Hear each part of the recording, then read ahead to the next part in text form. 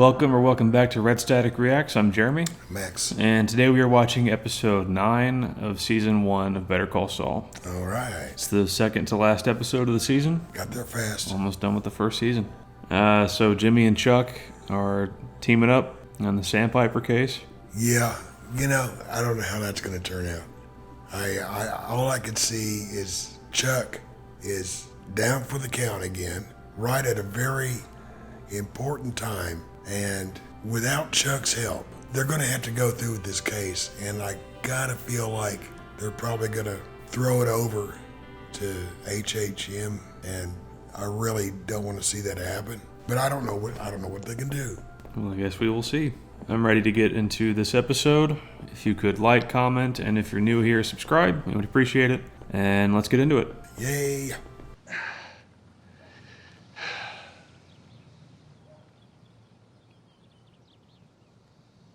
Well, he's outside. I mean, it's an improvement. Oh, definitely. For sure.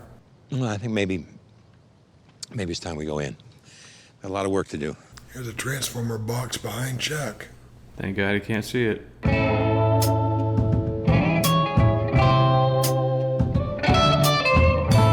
Gross. Yeah. I got her all her shots. Healthy gums, and then no worms, no fleas. Yeah, that's a cute little dog. Dog. Hey, it's good to have a dog around. Bad guys think twice about breaking into a house with a dog. Yeah, that dog, though. Yeah, right, yeah. The dog can stay here. You sure? Yes. So he went and got a dog just so he could take it to the vet and talk to that guy. And obviously his granddaughter needed a dog. Yeah. Sure. Yep. I think that's how pretty much every phone call with Mike goes. Well, this must be his first case or whatever he does. Leave whenever they want. We're talking about elderly and infirm people here. The most common phrase in this place, I've fallen and I can't get up. Yeah, yeah. This becomes an issue of civil harassment. Wow, you are stretching that definition to its limit. And FYI, old people adore me. This box is deposition notices, documents calling into question the mental health of many of our elderly clients. Oh, man. We can deal with this. I mean, hey, it's just paperwork, right? Not when there's that much. They need manpower. We need help. No. And for the good of the clients, we need to refer this Don't case... say it. Don't say. Refer it out to HHM. Damn it, Chuck, no. He's right. Yeah. Fine. So, the case goes to HHM? Hail Satan. I submit to the dark side. Oh, man. Well, I mean, Chuck's right. There's no point in doing this if everyone's going to be dead by the time the case is That's right. over. It's just really, that's sad.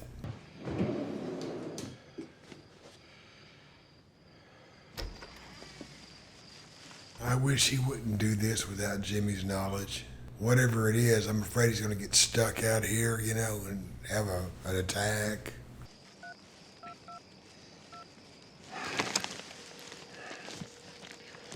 Oh, gosh. Yes, hello. No, it's me. Who do you think he's calling? Howard.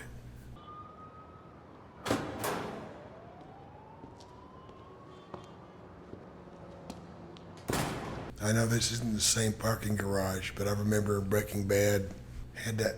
It looked like that, but they all went that Yeah, way. it's a parking garage. I mean, it's Albuquerque. Might be the same one, for all we know.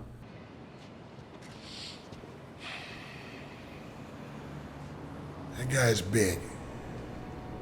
Yeah. I mean, Mike's big. This guy is a giant. Look at that.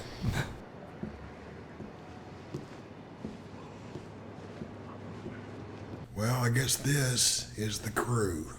It's a protection job, civilian.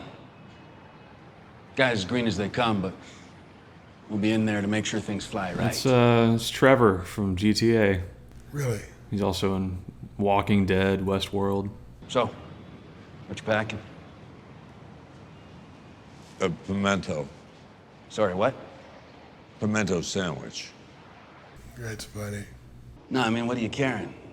You know, a piece? What's the make? Pimento is a cheese. They call it the caviar of the South. I love it, man. So you're saying you don't have a gun? Is that what you're saying? How are you here without a gun? I mean, what the hell? Really? How do you not pack a gun? Well, that's Mike. I don't think he needs one. And the other guy, I know the big guy. No, he didn't need a gun. My name is Price.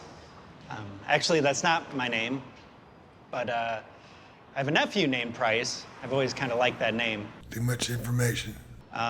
If I need to talk to you, I'd prefer something other than, hey, you. This guy seems like a stone-cold criminal. It's basic common sense that you need a gun to protect your employer. I mean, duh. You're dead weight. He's just a third wheel without a piece. I'll tell you what. If I need a gun, I'll use one of his. I was hoping. Grab it. Get it, Mike. Here. I'll make it easy for you. You can make it not so easy. I love this. You got it. What the son of a... God damn. Yeah. A guy like you, I'll bet you have an ankle holster. Now I've got 2 guns. Wow. Now that's impressive. Yeah, take that one. I don't know which one to use. How about you? You want one? Yeah.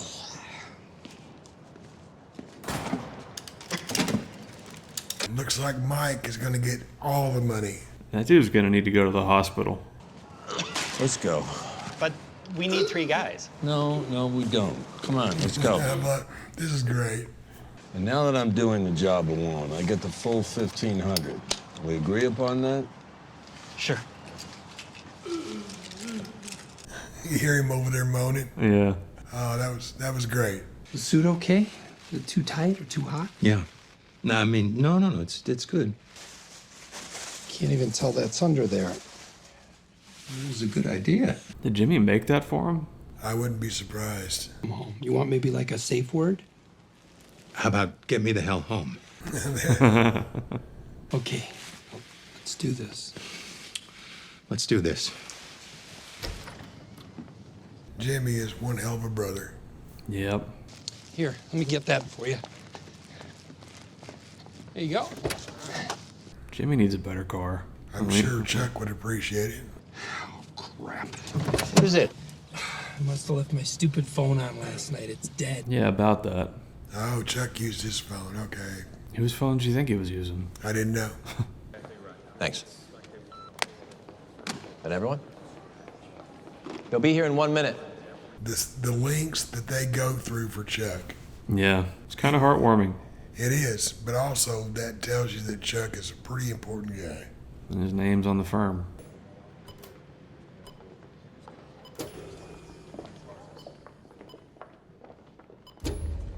It's almost like they're going to summon a ghost, you know? Yeah.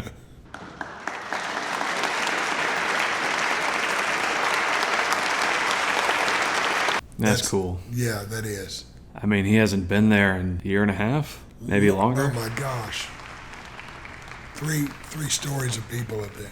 Yeah, you're right. He's big news around here. You, as the lawyer who brought this case to the firm, we could guarantee you, say, 20% of the common fund share of the final settlement. That will work. I mean, they're expecting at least 20 million. Oh yeah. For the time that you've already put in, time that you spent building the case. I think we could go as high as 20,000. That, too, will work. Well, so far so good. And I'd like to use 312 as an office, right next to Chuck's. I'm sorry? 312. I don't know that he should have had this conversation in front of everybody. Can I have the room? Everybody, please, just give us a few. That's always a bad sign. Last time he did this, He also got rejected. yes. Don't worry, huh? Kim knows it. We want the case We don't want, the case is all we want. Say something, Chuck. Well, I know that you hate me, Howard. All right. You better believe feeling goes both ways, but I'm willing to set that aside to work with you on this. Why can't you do the same for me? It's hard to watch people get rejected. I know it. We are not taking in any new associates into the firm. Bullshit new associates. Someone walks in with a case like this, you beg them to be partner. No. Howard, I don't know what to say. I am very disappointed. Chuck was in on this too. Son of a gun. Chuck, how can you do this? And I'm gonna tell every one of those clients what a lying, miserable pig fucker you are. I will burn the whole thing to the ground before I give it to you. Just take the money that you were offered and... Wash your hands of it. Yes. I know why I get upset, it, but yeah. that is so much money to be turning down. But why did Chuck do that? Jimmy found that case. He built it. Did all of the legwork. Yeah. The class action doesn't exist without him. He deserves a seat at the table. You know, Jimmy's a really good brother, but Kim is a great friend. Absolutely. She's talking to her boss this way. I think it is my concern. And why is that? Because he's my friend. Very good. Good for her. Jimmy is a good lawyer, and he works very hard. Did your friend send you in here to say that? No, I think that's just kind of who Kim is. So, the next time that you want to come in here and tell me what I'm doing wrong, you are welcome to keep it to yourself. Okay, all right.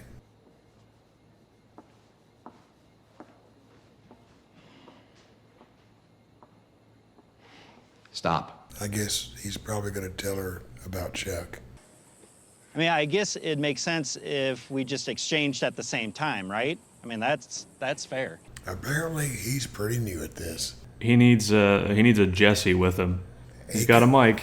Yeah, if you got a mic, you're 99% there.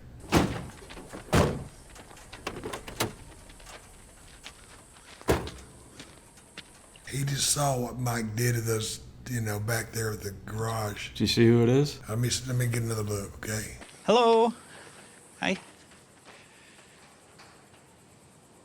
Do you have it? I hear that voice. It is Nacho.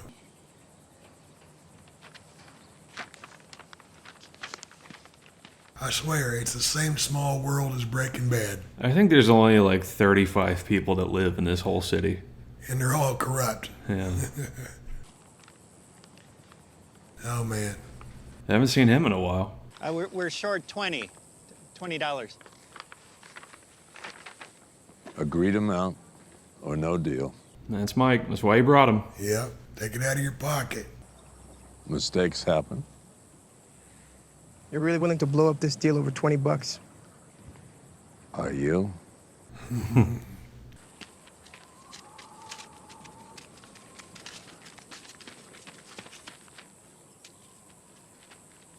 He's not cut out for this. No, it's just embarrassing to see him be here. I think this would have gone down a lot differently if Mike wasn't here. They wouldn't have put out any money.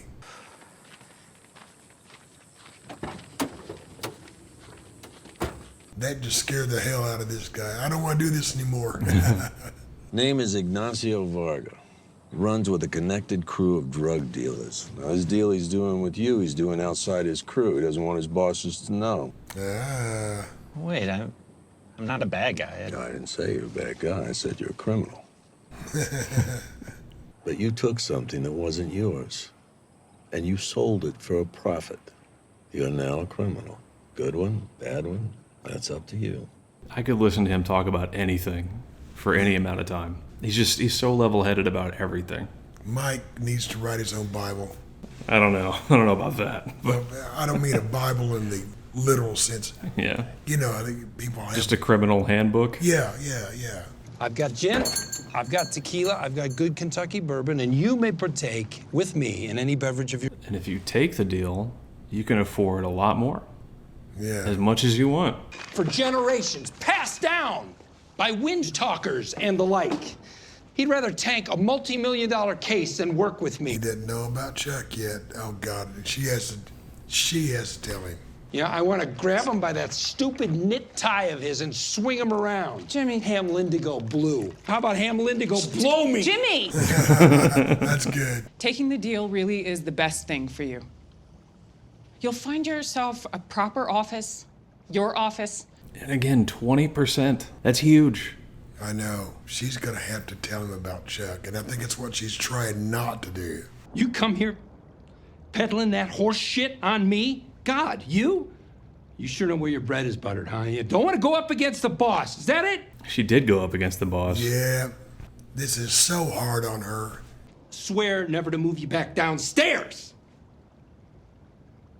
Take the deal. She's going to walk. God dang it, Jimmy.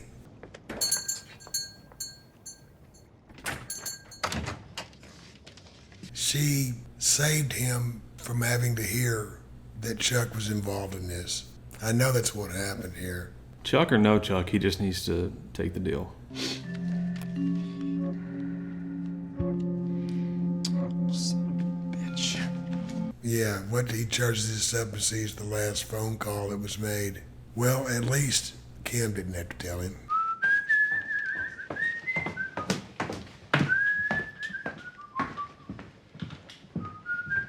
I don't know why Chuck did that.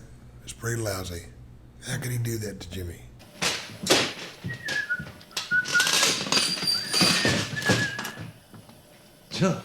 Jimmy. Uh-oh. Boy, being back in the office sure felt good. Really good. I'm gonna be prepared in case any more work comes my way. And the space blanket lining in the suit. That was a really good idea. So many things Jimmy's done for Chuck. I'm thinking about taking a little walk around the block later on. That's great, Chuck. You should do that. Jimmy, are you all right? No. No. I was doing some soul searching, and I came to a decision. I'm gonna take that deal. I'm so glad to hear that. I mean, he doesn't have much of a choice, right? You're right. Two McGill boys, side by side, storming the gates, righting wrongs, taking down the bad guys, and making a boatload of money to boot. That would have been great, right? The very best. I hate this. I'm thinking Jimmy knows the score. Thanks. Wow, I'm so lucky to have you looking out for me. He knows. Okay, you just threatened to quit, right? He's got to blink or HHM goes under. It's a perfect plan. If that's what you want, you know, us working together. Yeah, I guess Jimmy doesn't know yet. You've got the nuclear option. Launch the doomsday device. Game over. If working with me is what you really want. Right, Chuck? Oh, he does know. That tone of voice just told me. You called Hamlin. I always turn my phone off before I put it in your mailbox. Because I always do. It's a habit, right? So it was nagging me. It was nagging me. Yikes. There was a deleted call at 2 a.m. when I was asleep right there. And you know whose number? Hamlin's. I just don't understand why he did it. The only thing I can think, the only thing that makes sense is you told him not to hire me. He just broke Jimmy's heart, man. He just broke his heart. Why were you working against me, Chuck? You're not a real lawyer. Ah. I worked my ass off to get where I am. And you take these shortcuts and you think suddenly you're my peer? I committed my life to this. You don't slide into it like a cheap pair of slippers and then reap all the rewards. I thought you were proud of me. Oh, man. Oh, man. When you straightened out and got a job in the mailroom, I was very proud. So that's it then, right? Yeah. Don't go over the top. He Don't get above me. I know what you were, what you are. People don't change. You're Slippin' Jimmy. And Slippin' Jimmy I can handle just fine, but Slippin' Jimmy with a law degree is like a chimp with a machine gun. He's acting like Jimmy didn't pass the bar. Yeah. He's got like a superiority complex. He just broke Jimmy's heart. He just broke his brother's heart. I got you a 20-pound bag of ice and some bacon and some eggs and a couple of those steaks that you like. After that, you're on your own. I knew that was coming. You knew that was coming. I would be doing the same exact thing. Absolutely. After all the time and effort he has put into this. Jimmy! Jimmy! I don't blame him one damn bit. That was lousy on Chuck's part. It was terrible the way he treated him. Oh.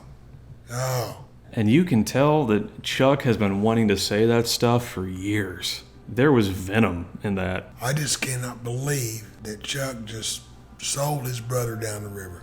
He thinks so little of him.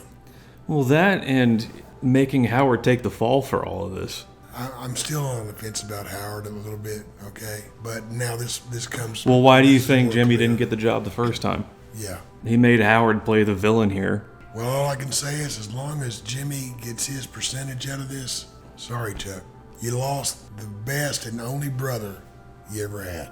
Because I could never forgive him for that. I think you can tell by the things he said to Jimmy that a lot of that probably came out of a place of jealousy. Yeah. You think because you're funny and you can make people laugh.